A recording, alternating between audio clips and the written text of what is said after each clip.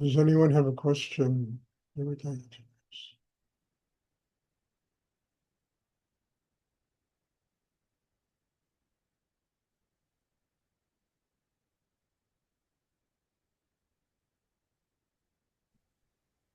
Hi, Stuart. This is Jan. Yes, Jan. So I've been noticing lately that sometimes when I have, um, well, like you were talking about bad dreams yesterday, I notice that even though I want to bring it down to my navel chakra, it goes up through my crown. Is that okay? Uh, I, I, well, how does it get to the crown if it doesn't go through the navel and the sex?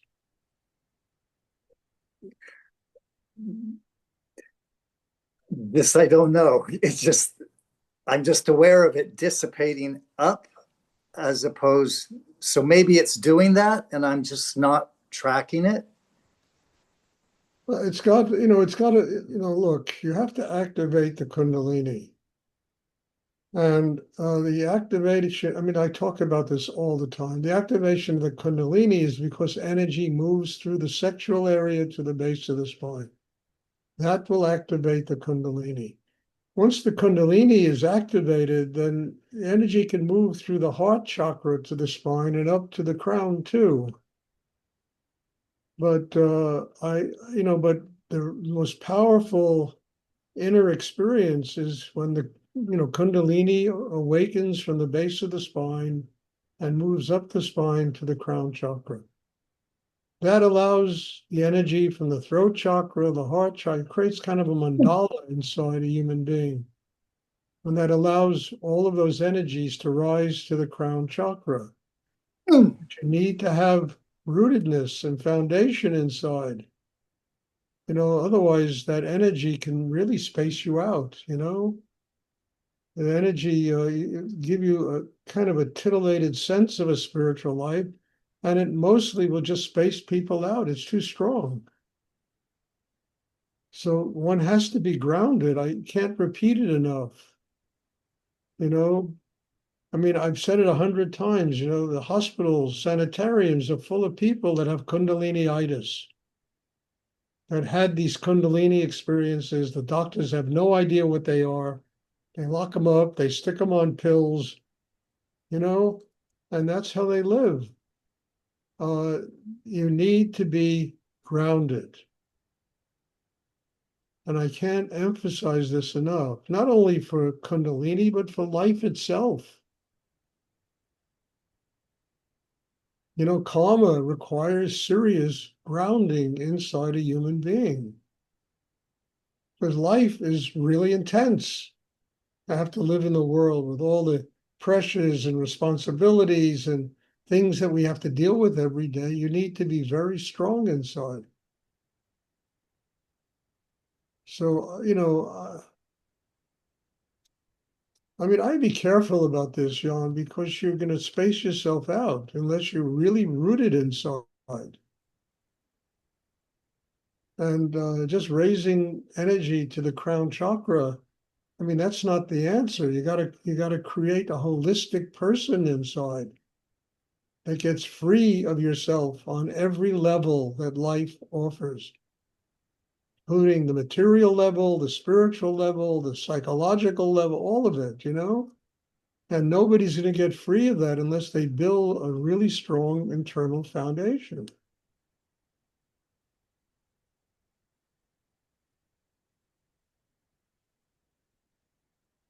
And that has to do with, focusing the attention in the chakra below the navel, activating Kundalini because you bring together the male female energy in the sexual area. And that creates a whole person inside you that gives birth to Kundalini, that power of Kundalini rising from the base of the spine. And you're rooted inside. It's like the tree of life. In all religions, there's a tree of life, a tree that's profoundly rooted, and the branches extend endlessly into the cosmos.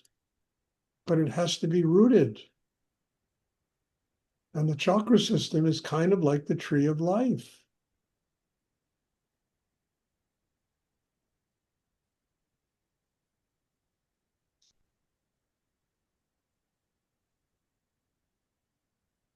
I mean, there are people that just meditate on the third eye, they meditate on the heart center, they meditate just on their breath, the inhalation, the exhalation, and they do nothing about developing the foundation. I mean, trees are smarter than a lot of people that practice meditation. Trees know they have to have roots. Without roots, a tree doesn't live. Human beings can walk around here without roots, and then they meditate on the third eye.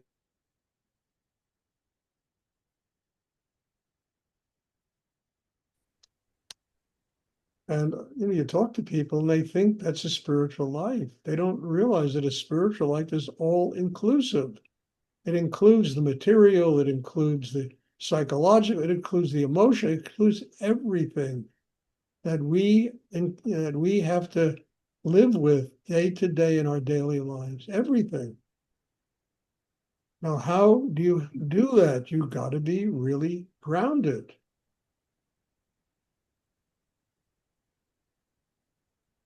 And I think I've never used that in the chakra system is like the tree of life in a human being. Rooted, and then the heart opens.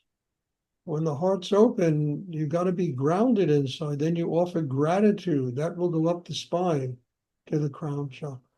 Same thing with the throat chakra. You know,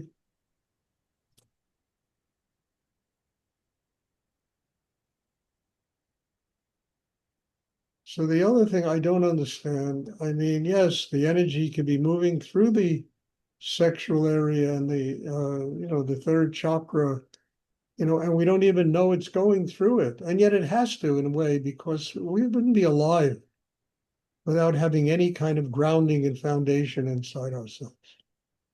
Most people are totally unconscious of this, and yet it keeps them alive. Mm. Most people are completely unconscious of the fact that they breathe. And without breath, I mean, you can't live 4 minutes. And when you use the breath consciously, it becomes a really powerful instrument that grounds you, that opens the heart or strengthens the heart.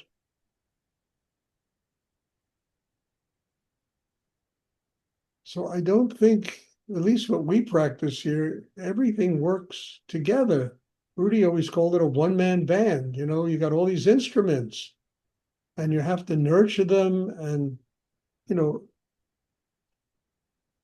allow them to really grow inside you and develop, again, this tree of life that enables you to literally experience the knowledge and wisdom that comes out of the cosmos.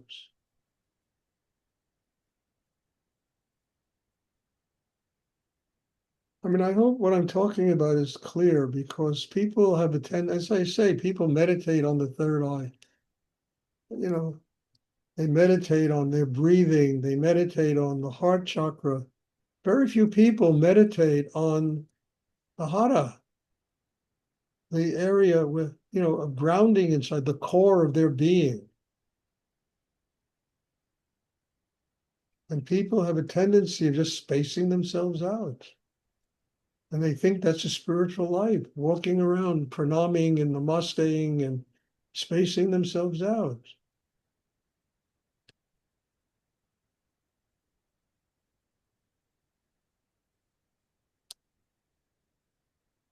There's nothing wrong with pranaming and namasteing if it comes from the core, if you're grounded inside. If it's a superficial expression of somebody what thinks is their spirituality, it's just nonsense. But, saying namaste from a place deep in yourself that really is connected to God in a profound way and able to live in the world like a human being, and there's joy, there's love, there's happiness, you know, it's a whole other method of doing inner work.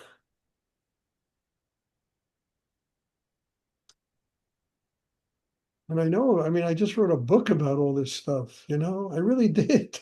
My whole book is about all this.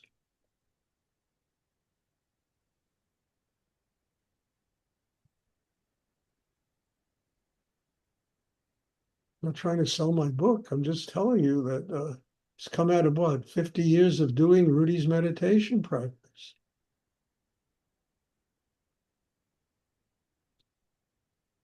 Finally realizing that it takes a holistic energy to truly become spiritually enlightened. And you're not going to get a holistic energy unless you're really grounded inside. Life is too strong. Kundalini is too strong. Spirit is too, everything is too strong.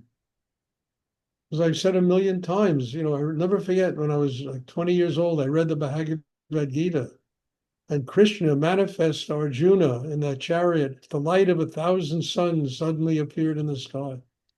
I mean, who is capable of embracing energy that powerful? And that's the energy of the universe, unless they build a system inside themselves that can do it.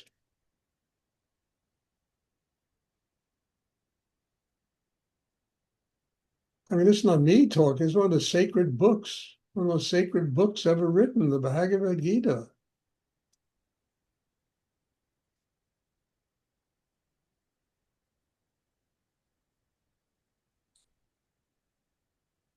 So it requires inner work. And I tell you, you know, this meditation goes in stages. And one of the things I see is when it moves from one stage to another stage, and it really has gone to a different level in the last 6 months, you see people leaving. They're not ready to work hard enough on themselves to make the transition to the next level. And they fall away. I've seen a lot of people fall away in the last few weeks because they're not ready to make that transition.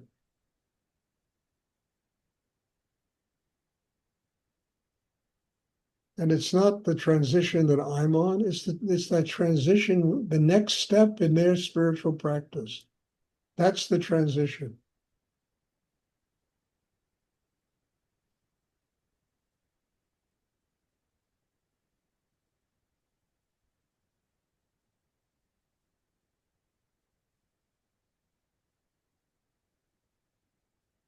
Does anyone else have a question? I know that's a bigger answer than you wanted, Jan, but anyway, No, not that answer. it's an incredible answer, Stuart. It's exactly what I wanted. Thank you. You're welcome. Thank you. Does anyone else have a question they would like to ask?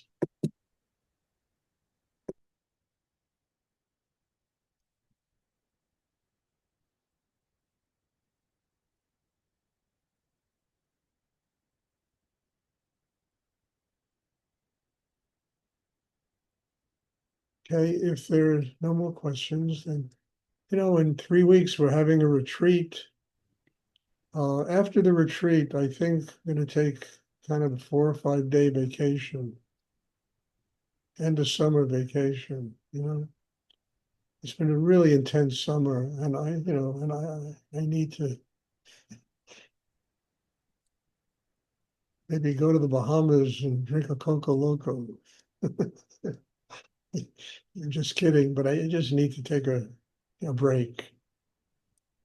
So probably right after the retreat, and then people spend 2, 3 days more here, and I have classes with them, and I'll do all that, you know. But then after that's over with, I'm gonna take a rest, or maybe 4 or 5 days. Does anyone else have a question they would like to ask?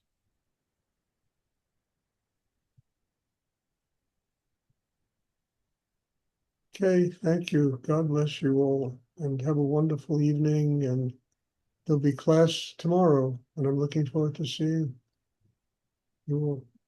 Thank you. Thank God you, bless Stuart. you. Thank you. Thank you. Thank you, Stuart. You're welcome.